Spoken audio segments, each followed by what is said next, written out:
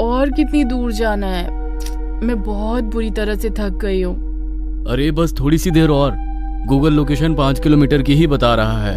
हम पिछले 5 घंटे से सफर कर रहे हैं और 1 मिनट भी तुमने कहीं गाड़ी नहीं रोकी। अब मेरी हालत बहुत खराब हो गई है। मैं तुम्हारी कंडीशन समझ सकता हूँ, मगर तुम भी तो मेरी बात को समझो।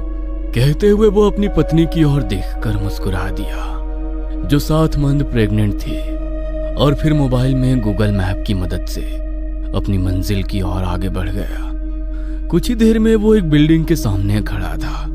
वो पीले रंग की एक सामान्य से दिखने वाली इमारत थी, जो कंपनी के द्वारा बनाई गई थी, जिसमें उनके कर्मचारी रहते थे।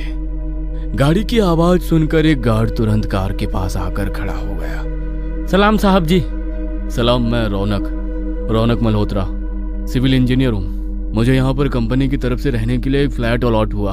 हाँ जी साहब, मैनेजर साहब ने बताया था आपके लिए फ्लैट नंबर 18 साफ करवा दिया है। आप चलिए, हम सामान लेकर आते हैं। कहते हुए गार्ड जैसे ही कार के पास आया, जूही कार से उतरी, गार्ड की नजर उसके पेट पर पड़ी तो वो 2 कदम पीछे हट गया।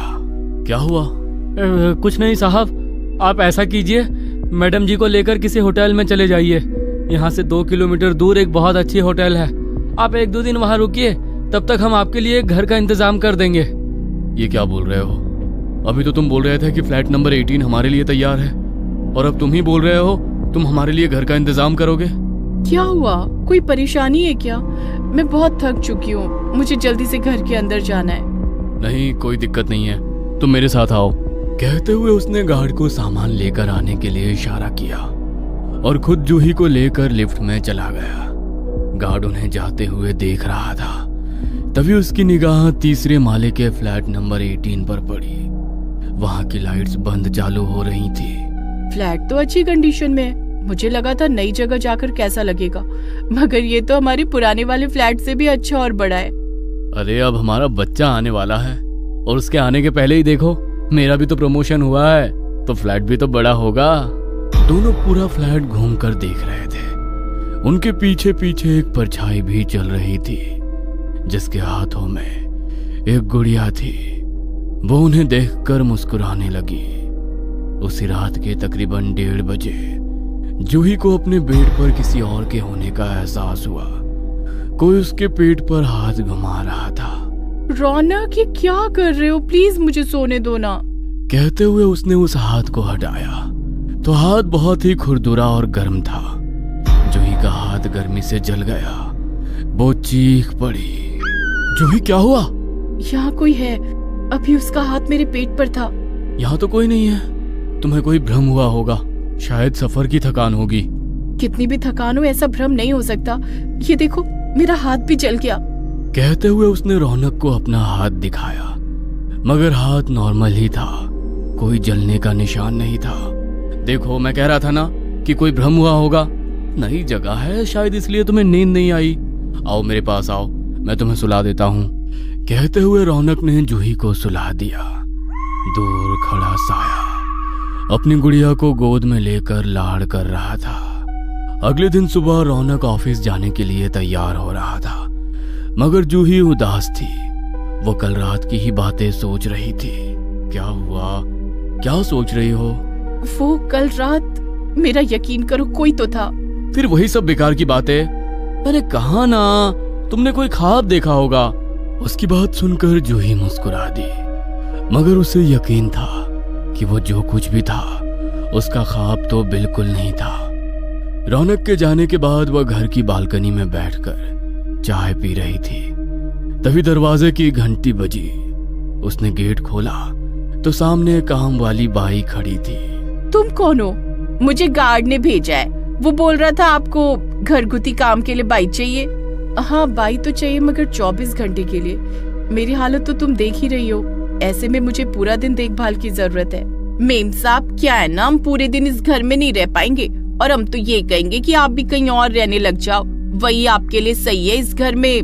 वो और कुछ बोल पाती, इससे पहले ही किचन में बर्तन गिरने की आवाज आने लगी। वो भागकर वहां गई तो एक काली बिल्ली थी, जो अपनी लाल लाल आंखों से उन्हें घूर रही थी। उस बिल्ली को देख वो बाई वहां से भाग गई। मगर जैसे ही वो लिफ्ट में दाखिल हुई, वो काली बिल्ली भी वहां मौजूद थी। अगो बाई, ये बिल्ली यहाँ कैसे? वो बाई कुछ कर पाती, उसके पहले ही देखते वह काली बिल्ली एक साए में बदल गई और वो जोर जोर से रोने लगी। उसके रोने की आवाज इतनी भयानक थी कि उस बाई के कान से खून बहने लगा और देखते ही देखते उसके कान के साथ साथ नाक और मुंह से भी खून निकलने लगा। किसी को समझ नहीं आया कि उसकी मौत कैसे हुई। शाम को रौनक जब घर लौट कर आया तो उसने देखा कि जूही उस बाई को लेकर परेशान थी, क्योंकि वो जूही से ही मिलकर गई थी और उसके साथ ये हादसा हो गया था।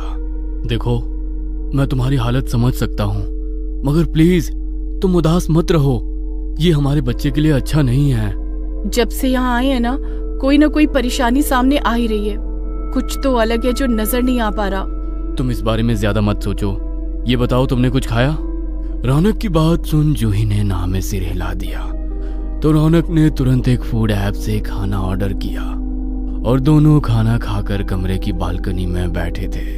चंदा है तू, मेरा सूरज है तू, ओ मेरी आंखों का तारा है तू, जीती हूँ बस मैं तुझे देख कर, इस टूटे दिल का सहारा है तू, चंदा है तू, मेरा सूरज है तू।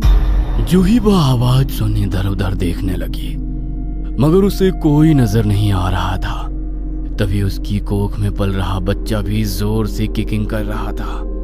एक और आवाज, दूसरी और बच्चे की फास्ट मूवमेंट के कारण जूही अपनी जगह से खड़ी हो गई। कौन है? कौन है? सामने आओ। क्या हुआ? किसे आवाज दे रही हो? अभी कोई यहाँ पर लोरी गा रहा था, उसे सुनकर हमारा बच्चा भी तेजी से किकिंग कर रहा था, देखो। कहते हुए उसने रौनक का हाथ पकड़कर अपने पेट पर रख दिया, मगर बच्चा कोई भी मूवमेंट नहीं कर रहा था। क्या यार, तुम भी? रात का समय है, हमारा बच्चा भी सो रहा है, चलो तुम भी सो जाओ। वैसे आजकल कौन सी वेब सीरीज देख रही हो जो ये सारी बातें तुम्हारे दिमाग में आ गई? रौनक, क्या सच में तुम्हें मेरी बात पर यकीन नहीं? मैं सच बोल रही हूँ, मैंने उसका होना महसूस किया है। रौनक हैरान होकर उसकी ओर देखने लगा, फिर उसे धीरे से अपने गले लगाया और बोला, इस घर में तुम्हारे और मेरे अलावा कोई नहीं है, तो तुम्हें किसकी आवाज आई? और वो लोरी यदि कोई गा रहा होता तो मुझे भी तो सुनाई देती। कहते हुए वो जूही को बेडरूम में ले जाने लगा तो बेड पर एक साया गुड़िया को सुला रहा था। उसे देख रौनक भी डर गया था। वो 2 कदम पीछे हटा तो वो साया उसे देखकर मुस्कुराने लगा। चंदा है तू, मेरा सूरज है तू, ओ मेरी आंखों का तारा है तू, ये बच्चा मेरा है, इसे मुझे दे दो, इसे मैं लेकर आऊंगी। कहते हुए उसने अपना हाथ लंबा कर जैसे ही जूही के पेट पर रखा, जूही को तेज दर्द हुआ। रौनक बचाओ, बहुत दर्द हो रहा है। रौनक हेल्प मी। पहले तो रौनक को कुछ भी समझ में नहीं आ रहा था कि वह क्या करे। फिर जूही की चीख सुनकर उसने कमरे का दरवाजा खोला और तुरंत बाहर निकलने की कोशिश की, मगर दरवाजा दोबारा बंद हो गया और उन्हें एक तेज झटका लगा, जिसके कारण वे दोनों पीछे गिर गए। वे लोग दोबारा उठ पाते उसके पहले ही एक काली बिल्ली वहां और वो रौनक के चेहरे को नोचने लगी। उसके चेहरे से खून बहने लगा। उसने अपनी पूरी ताकत से बिल्ली को दूर हटाया और जोर से चीखा, कौन हो तुम? हमने तुम्हारा क्या बिगाड़ा है? क्यों हमें परेशान कर रही हो? रौनक के चीखते ही वो साया हवा में उड़ने लगा। उसके हाथों में एक मरा हुआ बच्चा भी था, जिसे देख जूही जोर से चिल्लाई और बेहोश हो गई। उसका मिसकैरेज हो गया। रौनक जूही को संभाल पाता उसके पहले ही उसने देखा कि उस साये की गोदी में अब गुड़िया की बजाय एक बच्चा था। अगले दिन हॉस्पिटल में जब गार्ड और सोसाइटी के दूसरे लोग उन लोगों को मिलने आए तो गार्ड बहुत उदास था। मुझे माफ कर दो साहब, सब मेरी ही गलती है। जब मैं देख लिया था कि मैम साहब माँ बनने वाली है तो भी मैंने आपको उस फ्लैट में जाने दिया। मुझे रोक लेना चाहिए था आपको। मुझे माफ कर दो। आखिर उस घर में जो हमारे सामने आया वो सब क्या था? हमें कुछ भी समझ नहीं आया। वो औरत और वो बच्चा कौन है? कुछ समय पहले वहां पर एक साहब रहते थे। उनकी पत्नी मां नहीं बन सकती थी। उनकी मानसिक स्थिति थोड़ी खराब हो गई थी। वो एक गुड़िया को अपना बच्चा समझकर पाल रही थी। मेरा चंदा है तू, मेरा सूरज है तू, ओ मेरी आंखों का तारा है तू। फिर डॉक्टर के कहने पर बच्चा पाने के लिए उन लोगों ने सैरोगेट मदर का सहारा लिया, मगर वो सैरोगेट मदर ने उन सबको ही अपने काबू में कर लिया। देखो, यदि तुम्हें अपना बच्चा चाहिए तो मुझसे शादी करनी होगी, वरना मैं इस बच्चे को लेकर चली जाऊंगी। इस बच्चे के लिए तो मैं कुछ भी करने को तैयार हूँ। खत्म कर दो अपनी पत्नी को और मुझे उसकी जगह दे दो। बच्चे के लालच में उसे सही गलत का कोई होश नहीं रहा और उसने गुड़िया के साथ ही अपनी पत्नी को घर में जिंदा जला दिया। लोगों को लगा शॉर्ट सर्किट हुआ, मगर तब से उस औरत की आत्मा उस घर में रहती है। मैम साहब को देखकर शायद उसे उस सरोगेट मदर की याद आ गई होगी जिसने उसे धोखा दिया। उसने अपना बदला मैम साहब से लिया। अपने बच्चे को खोने के बाद जूही की दिमाग की स्थिति ठीक नहीं थी, इसलिए रौनक उसे उस शहर से दूर लेकर आ गया। मगर आज भी फ्लैट नंबर 18 में देर रात लोरी की आवाज सुनाई देती है। कहीं आप भी तो फ्लैट नंबर 18 में नहीं रह रहे हैं?